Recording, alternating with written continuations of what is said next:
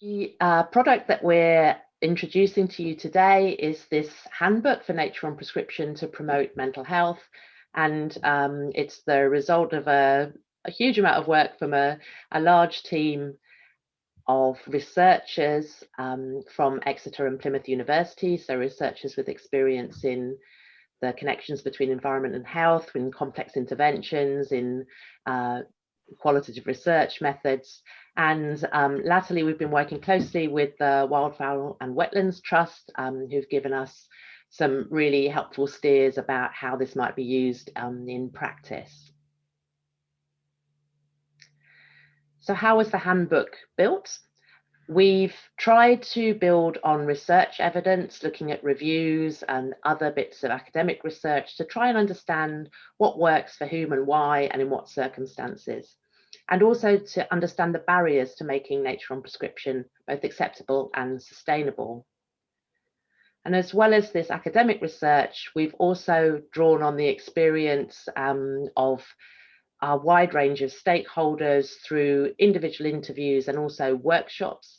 So different stakeholders, including social prescribing link workers, patient or user representatives, GPs, providers of Nature on Prescription, and voluntary services representatives. So we've tried to combine this information. So we've got both the academic research, but also drawing on the experiences of people involved in this area, and many of whom have been working in it for many years. So we've tried to combine that evidence in order to produce this handbook. Oops. So what's it about? We have tried to describe how Nature on Prescription can be used to support people's mental health, and also to make evidence-based suggestions for how to develop and implement a high-quality scheme, and particularly in relation to the new social prescribing landscape, which is ramping up in different ways at different speeds in different parts of the country, and offers opportunities to help connect with more groups of people, to help connect them to nature and to these schemes. Who is it for? It's primarily aimed at nature-based providers of group nature-based interventions that target common mental health conditions and that are or could be delivered via social prescribing schemes. But we hope it's also of interest to link workers, general practitioners, mental health practitioners, and researchers with an interest in social prescribing. We're hoping that it helps to provide that link to facilitate those conversations between the health side of social prescribing and the nature-based side of Nature on Prescription. And we hope it will assist in the development of interventions that are beneficial to the participants, that are safe, and that can be sustainable. And we recognise that it's a really complex pathway made up of a series of relationships between the patient and the GP and the link worker, the GP and the patient, and the patient and the link worker and the nature-based prescribers. So communication and information sharing is key, and we've tried to provide some guidance for how that might happen and for those different sectors to understand each other. An overview of the handbook. So we've tried to cover the kind of wider context in the first section. So to give a bit of an overview about mental health in the UK, about social prescribing in general, and Nature on Prescription specifically, and particularly thinking about how appropriate and successful referrals can take place to make sure that the right people are matched with the right activities. And then the main section of the handbook is articulating how and why Nature on Prescription works. And through our evidence reviews and conversations with people who have experience of these activities, we've outlined 9 key, what we've called mechanisms, or the how these different activities might have an impact on mental health and well-being. And these, although we've separated them out, obviously they're interlinked activities, they support each other and can create different ways of people feeling the benefit of these activities that people are doing. And we recognise that lots of people are doing lots of different things. We hope that by articulating these different mechanisms, we might be offering people or either a way of framing and sort of crystallizing their understanding of why they're doing certain things in the activities that they're doing, or recognize that there might be activities that they can add or refine to the programs that they're offering, which might then help the program have a better chance of positively supporting mental health.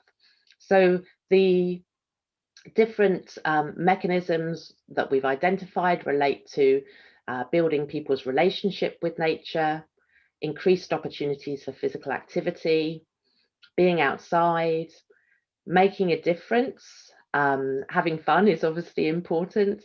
The ways to harness those group effects to help people feel supported and make sure that those group interactions are positive and supportive. The benefits of caring for nature, for each other, for yourself, opportunities for personal growth and for creativity. So those are the first two sections. And then finally, we outline some information about monitoring and evaluation, why it's important to do. And although it's beyond the scope of the handbook to have a detailed explanation of evaluation methods, we've added additional resources, which we hope will be helpful for people who are trying to evaluate and monitor the activities that they're doing.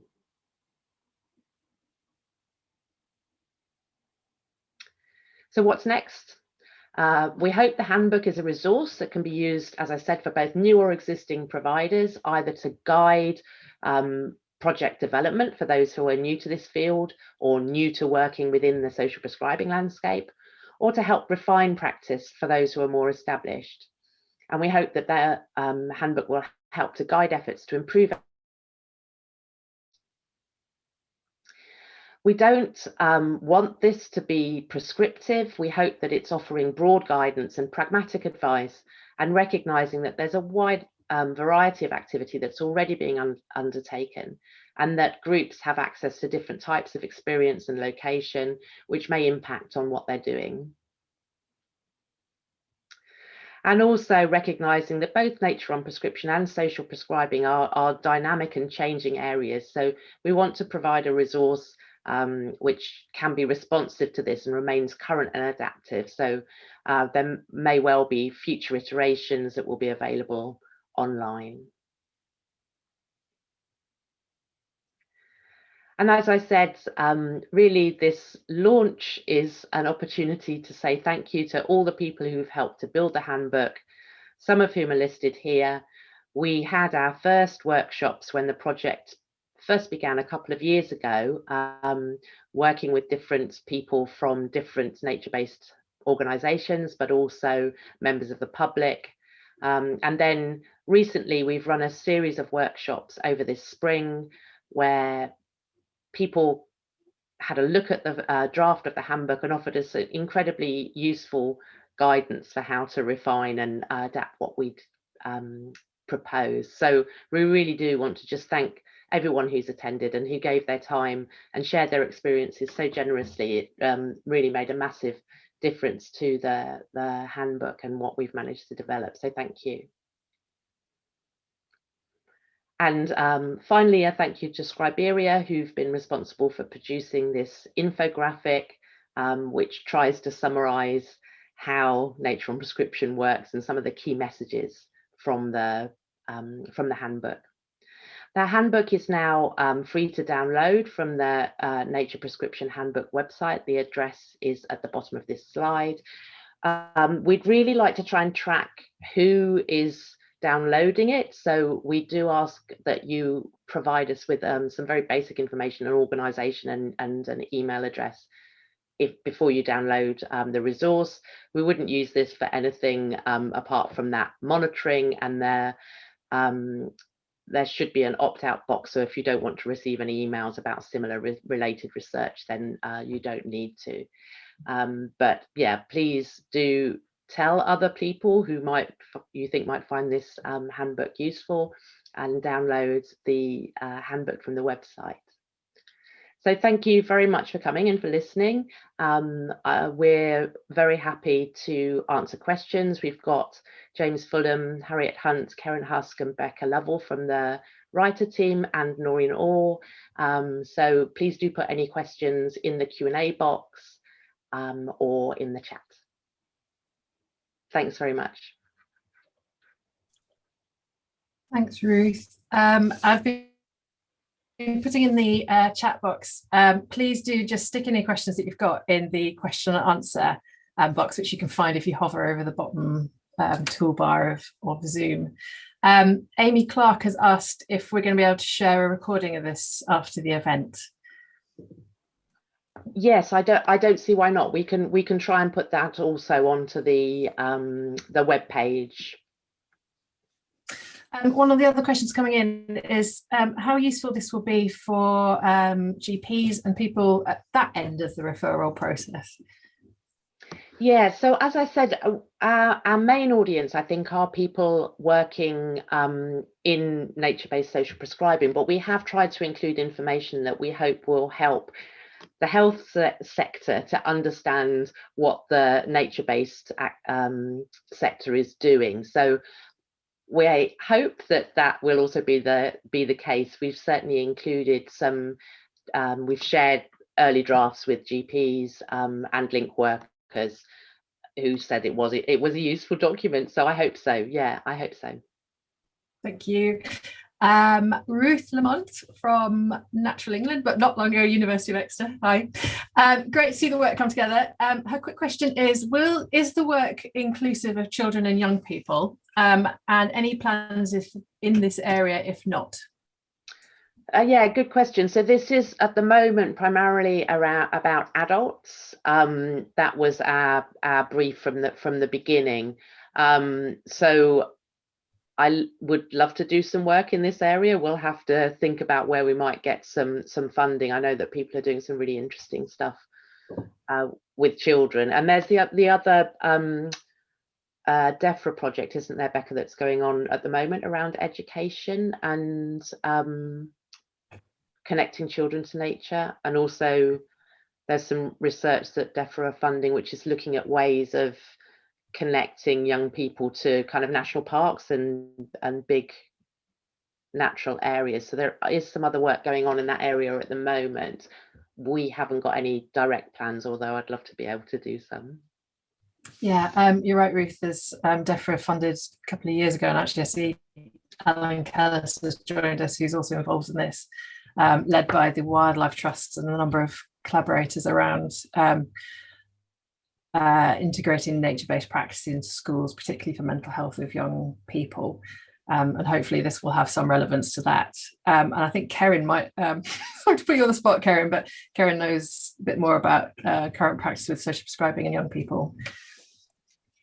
Yeah, so there's definitely lots of activity and it's a really exciting area. I'd direct you to Paul Jarvis Beasley at Street Games and Daniel Hayes at UCL, who are doing some really interesting work through the March network. And we've got some plans at Exeter to really get into this space because we want to know more about how it works. But like Ruth said, we're just waiting on some funding. So watch this space and it would be great to collaborate with people on that. Please do. We've got various points of contact. Karen's got his Penn Clark pages on social prescribing and we in the centre at University of Exeter. So Karen's at Plymouth. And in the centre we have pages for green social prescribing and our blog being Beyond Green Space. On there we try and post a lot of the stuff that we're doing. So hopefully you can make some links through that. Thanks, Karen. Some more questions have come in. Amanda Bond asks, are we happy for it to be shared elsewhere in the world? She has colleagues in Australia expressing interest. Yeah, absolutely. Again, if you could share the link rather than the document, we'd be really grateful. Again, just so we can try and understand how far the handbook has gone. I'd be delighted if there are Australian colleagues who'd be interested. Thank you. I'm going to go and ask a question from Amy Clark. Is there anything that came up in the research or information gathering that was surprising or different, or was it more about pulling together the work and practice that's currently going on? So that's a good question. I think inevitably when you're looking at existing research and talking to people about their existing experiences, you're doing quite a lot of cataloguing of what's happening. I think what's different about this is to try and articulate this range of mechanisms that we think are potentially being used or which have an impact on people's mental health with these different activities. So I think that's what's new, is actually the pulling together of those that different range of ways in which nature-based activities can have an impact, and trying to think about you know, sort of beyond physical activity and being outside as ways in which these different activities can take place. And I think the unique thing about nature-based social prescribing is that range of activities, which include things which are specific to being outside and developing this ongoing relationship with nature, which is so important in the way, I think, particularly with mental health, how people begin to identify with these different cycles of regrowth and renewal, and can find that incredibly helpful in terms of how they feel about themselves. So I think that's the new bit, and we're not aware of anything else at the moment which also places those conservation activities very clearly in the context of the current social prescribing world. I don't know if my colleagues want to add anything to that.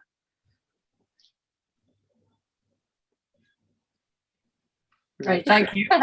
So this combination of things which are kind of nature specific, but also these other mechanisms which are to do with, you know, being in the group, or the types of activities that people are doing, which can also hopefully be optimized through planning about the kinds of activities that different groups are doing.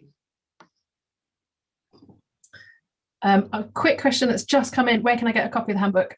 Off our website, which I'll post in the chat in just 1 second when I've asked this next question.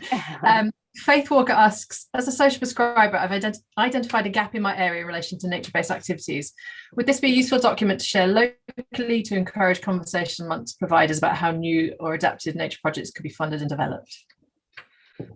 So I think definitely how nature-based projects can be developed, that's one of the things that we hope this will help to support. The funding issue is obviously a really big one, and I think it's kind of could be a whole conversation all on its own. We're aware that there are lots of different routes that people go down to try and get funding, but that it can be quite precarious in the sense that it's short-term project work, and sustainability is definitely an issue.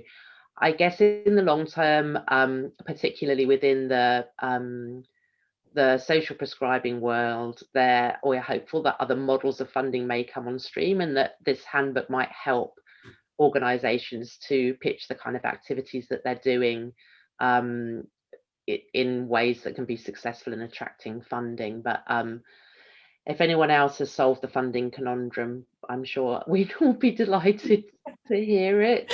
I think that's the big issue, isn't it? Yeah. Thank you, Ruth. Alan Kellis from the Royal College of Psychiatrists asks, can you talk about social prescribing projects not initiated by GPs, but by community centres, housing associations, or set in secondary mental health settings? I think they're asking whether this is relevant to those kind of sectors as well. Sorry, say that again about. Is this handbook of relevance to social prescribing coming further than just GPs, so community centres and housing associations, secondary mental health services, and so on? Yeah, yes, I think so. I mean, we recognise that the pathways that through which people access nature-based activities can be very varied, and I hope that this handbook will also speak to those. We have got a bit of a focus on link workers, simply because that's a kind of new mechanism that's coming in place. But I think the general messages about information sharing, communication, and understanding between the different bits of that pathway hold true whichever pathway people are coming from. Thank you. I'm actually going to ask another question from Alan here. So, prioritizing Alan's question. So Alan asked again a question about what types of conditions it might help. Does Nature and Prescribing mainly work on common mental disorders? And what's your views on beyond depression, anxiety? Can it be applied to more acute issues? So I think for this handbook, we have focused on some of the more common mental health conditions. We know that there's more work now being done with people who have more serious mental health concerns, and that there are a range of activities which may include more formal counselling or therapeutic elements. So we have touched on that in the handbook for organisations to try and think about exactly which populations they are targeting with their activities and what that might mean for the different sorts of training or staffing or risk assessment and support that people need. Thank you. Dan Bloomfield asks, thinking about NICE and next steps to mainstreaming Nature and Prescription, is there anything like a clear pathway in that direction? So I think there's a lot of research going on in this area now, which I hope will start to speak to the more sort of clinically focused questions that NICE deals with. So we're also involved in the large program of work, which is a partnership between DEFRA and NHS England and DHSC, Natural England, Public Health England, which is looking at how to scale up nature-based prescribing generally. So there are these seven test and learn sites across England which have been set up and which are looking at different ways to try and ensure that there's better link up between social prescribing and nature-based activities. And together with colleagues in Sheffield and Sheffield Hallam, some of us are also involved in an evaluation of that activity. There's also recently been a call out from NIHR, the funder, looking to develop some research to do more of that kind of clinical effectiveness research. So I think the evidence is building, the different sorts of evidence. I mean, that's one of the things we talk about in the handbook, that different audiences have different expectations and requirements for the type of evidence that they value and prioritize when they're thinking about how to fund different sorts of activities. So I think we've still got some way to go to be in producing the kind of evidence that NICE guidelines tend to be based on, but I think we are getting there. Well, hopefully we're getting there. Thanks for the question. Thanks, Ruth. So there's a couple of really quick questions I can answer. Julie Plumley asks, are care farms involved? Yes, we've tried to reflect some of the practice around care farms, but I see we've got Rachel Bragg in the meeting as well, who has a whole set of guidance and work around this, which follows on as well, or as we built on. Vicky Sullivan asks, there are some great sea-based mental health activities running across the south coast of Devon with organisations such as Healthscape. Have you included these too? Yes, we've included water-based and sea-based types of social prescribing activities in there as well. So moving on to a question for Ruth, or one of the others. There's been a lot of discussion about funding, as there always is in this sort of world. And two questions that came in are quite similar, so I'll ask them both. Sarah Warber from Michigan, I think Sarah is in, so hello Sarah. How might the handbook contribute to future research that extends evidence-based support for nature and prescription activities? And this is very similar to a question which came from John Fieldhouse at University of West of England and involved in the Bristol test and learn site that DEFRA's just funded. And he asks very similarly, as the social prescribing landscape evolves and as people become more immersed in it, what are our thoughts on the need for money to find its way to support the projects that actually provide the nature-based activities that people are being referred into?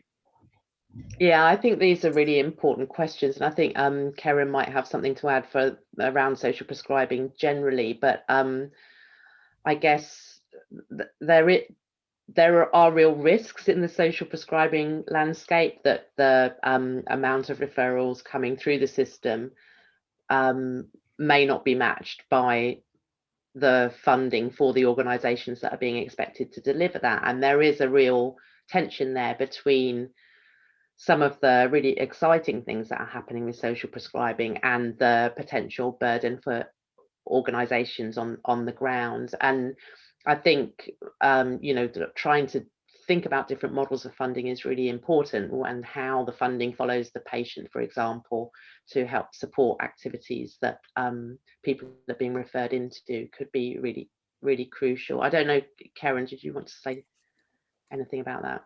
Yeah, it's a really interesting topic, and I completely agree. I won't say anything too controversial, but the tension being that if there's the push towards these organizations, then clearly money has to follow. You can't ask things of people without expecting to pay for it. And it's always been the problem with social prescribing, that the money hasn't followed. So it's an incredibly important area to try and iron out. But of course, the tension the other way is that how much do we make bits of the NHS responsible for broader areas when they're already underfunded anyway? So trying to work that out is really difficult. I mean, there are some really innovative funding streams coming online. So the NASP Thriving Communities programme is starting to try to do some of that, and that's really exciting. And there's also cross-departmental funding coming through, which again is really exciting. So I don't have the answer, apart from to say that I completely agree it's an incredibly important problem, and at the moment it doesn't feel fair. So yes, I won't say more than that. Thanks both. We have 1 whole minute left, I'm afraid. We've had a question about whether we've included the Royal Colleges and the NMSC, and we are going to make efforts to share it as widely as possible through those kind of conduits. And I see that Sam Alford's with us from NHSE, who's going to put it on the Green Social Prescribing Test and Learn sites and the social prescribing link worker networks as well. So hopefully it will get out to reach enough people. Great, thank you for that. I think just trying to find this last question to ask. One final question, actually, which is really important, which has come. Sorry, I've lost it. I think it's Gareth Dix asked it. We're often finding supporting nature-based workforce is critical in growing confidence and competence in working with people facing mental health challenges. Have we covered this in the handbook?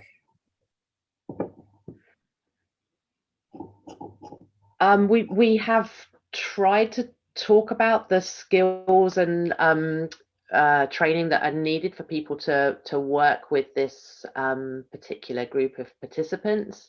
I think there's, a range of people coming through in a range of different ways that this can be supported. So yeah.